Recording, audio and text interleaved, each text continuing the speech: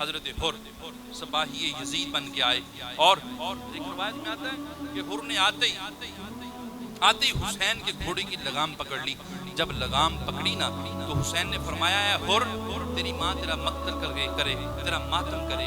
کہا ہے حسین آپ نے تو میری ماں کا دانا مجھے دے دیا ہے، لیکن آپ کی ماں کا مقام وہ ہے کہ میں اس دشت کربلا میں آپ کی ماں کا نام نہیں لے سکتا۔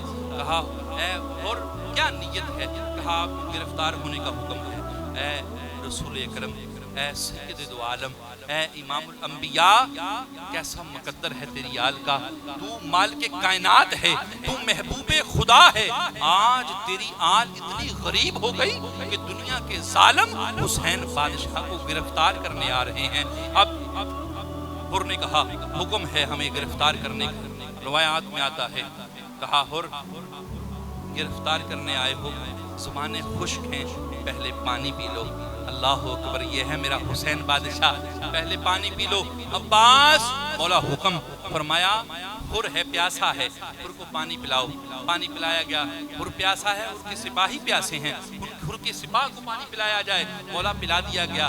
فرمایا حر کے ساتھ جانور ہیں، گھوڑے ہیں، اونٹ ہیں، ان کو پانی پلایا جائے۔ مولا پلا دیا گیا۔ فرمایا گرمی ہے، ان کے سموں پہ تپتی ہوئی ریت لگی ہوئی ہے، اے عباس ان جانوروں کے سموں پر پانی ڈالو تاکہ انہیں سکون ہو۔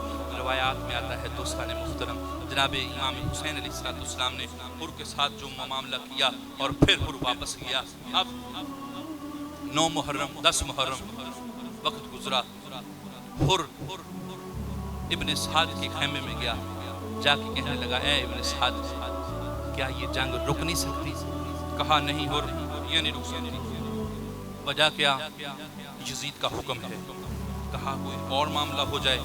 کہا نہیں حر اب نہیں رک سکتی، معاملہ کچھ اور ہے، اگر میں روکتا ہوں تو مجھے معزول کر دیا جائے گا۔ حر نے کہا لعنت تیری اس پوسٹ پہ، تو نواسہ رسول کی خاطر اس منصب کو آگے رکھتا ہے؟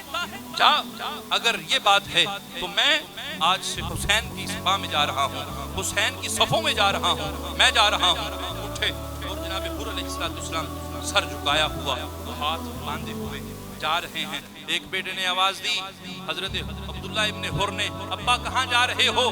کہا میں حسین کی بارگاہ میں جا رہا ہوں۔ کہا بابا جب حسین کو روکا تھا تب تو ہم آپ کے ساتھ نہیں تھے، اب حسین کے پاس جا رہے ہو، ہمیں تنہا چھوڑ کے جا رہے ہو؟ وہ علی بن حر آگے بڑھے، بابا ہم بھی ساتھ جائیں گے۔ جناب حر آگے آگے۔ اب ایک روایت میں آتا ہے کہ حر نے اپنے جو سر کی دستار کھولی اور اپنے ہاتھوں پہ باندھی، مجرم کی طرح کہا مجھے حسین کی بارگاہ میں لے جاؤ۔ اللہ اکبر، میرا حسین اتنا کریم ہے۔ جب حر کو آتے دیکھا کہا بھائی عباس ادھر آؤ۔ مولا حکم فرمایا مجھے لگ رہا ہے حر آ رہا ہے۔ ہاں ہاں امام حر آ رہا ہے، پیچھے اس کے بیٹے آ رہے ہیں۔ کہا اچھا اے قاسم بات سنو، اے علی اکبر بات سنو، جاؤ حر کو خود لے کے آؤ تاکہ حر کو شرمندگی نہ ہو۔ میرا بادشاہ وہ ہے جو قتل کرنے کے لیے روکتا ہے، میرا بادشاہ اس کی پیشانی پر، اس کے چہرے پر بھی پریشانی برداشت نہیں کرتا۔ حر نے سر جھکایا ہوا ہے، ہاتھ باندھے ہوئے ہیں۔ حر بارگاہ حسین میں حاضر ہوتا ہے، مولا مجرم حاضر ہے، مولا معاف کر دو۔ حر کو جناب حسین بادشاہ نے سینے لگایا، فرمایا حر یہ ہماری تقدیر تھی، یہ ہونا ہماری تقدیر تھی اور یہ تیرا نصیب ہے۔ آگے آتے اب 10 محرم ہے، 10 محرم حر ہاتھ باندھتا ہے، مولا حکم، مولا عرض یہ ہے کہ میں چاہتا ہوں تیرے علی اکبر سے پہلے میرا عبداللہ جائے، تیرے قاسم سے پہلے میرا علی جائے۔ کہا اے حر میں نہیں چاہتا، تو ہمارا مہمان ہے۔ عرض کی مولا وہ جو داغ مجھ پہ لگ گیا ہے، مجھے لگتا ہے جب تک میں تیرے بچوں پر اپنے بچے قربان نہ کروں وہ داغ مٹنے والا نہیں ہے، مجھے اجازت دی جائے۔ روایات میں آتا ہے حضرت علی ابن حر، حضرت عبداللہ ابن حر سجائے جاتے ہیں، حر ان کو خود گھوڑوں پر سجاتے ہیں اور بھیجتے ہیں، اور پھر حضرت حر کے بیٹوں نے وہ مردانہ وار کیے کہ کوفیوں کو تلواروں پر نچایا، اور پھر آخر ایک آواز آئی ابا جان ہم نے وعدہ وفا کر دیا، ہمارا سلام امام کی بارگاہ میں پیش کر دیجئے۔ پھر کیا ہوتا ہے؟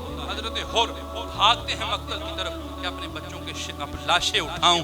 روایات میں آتا ہے حسین بادشاہ علیہ السلام ادھر سے بھاگتے ہیں، حر جوان ہے، حضرت حسین بادشاہ 56 سال کے بزرگ ہیں، حر پیچھے ہیں، حسین لاشوں کے پاس پہلے پہنچ جاتے ہیں۔ اب حر پہنچے، لاشائے علی کو اٹھانے لگے، لاشائے عبداللہ کو اٹھانے لگے۔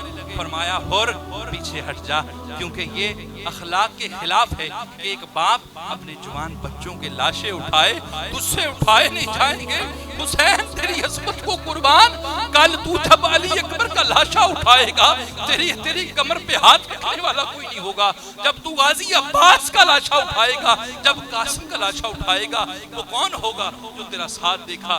اے حر پیچھے ہٹ جا، تجھ سے برداشت نہیں ہوگا۔ اور پھر روایات آتی ہیں جناب حسین نے دونوں شہزادوں کے لاشیں اٹھائے، پھر واپس آئے اور پھر حر تیار ہوئے، حسین پر قربان ہونے کے لیے حر نکلے اور پھر ایک اعلان کیا، اے شامیوں اللہ کا خوف کھاؤ، تم ابن رسول کے سامنے ہو، تم اپنی آخرت خراب کر رہے ہو۔ اپنے ساتھ نے کہا اس پر بھی حملہ کیا جائے، کیونکہ اگر اس کو بولنے کی مہلت دی گئی، یہ نہ ہو کہ کچھ اور لوگ یہاں سے نکلیں اور حقیقت سامنے آ جائیں۔ پھر کیا ہوا؟ جنگ چھڑی اور پھر حضرت حر نے کئی کتوں کو واصل جہنم کیا اور پھر حر گرے۔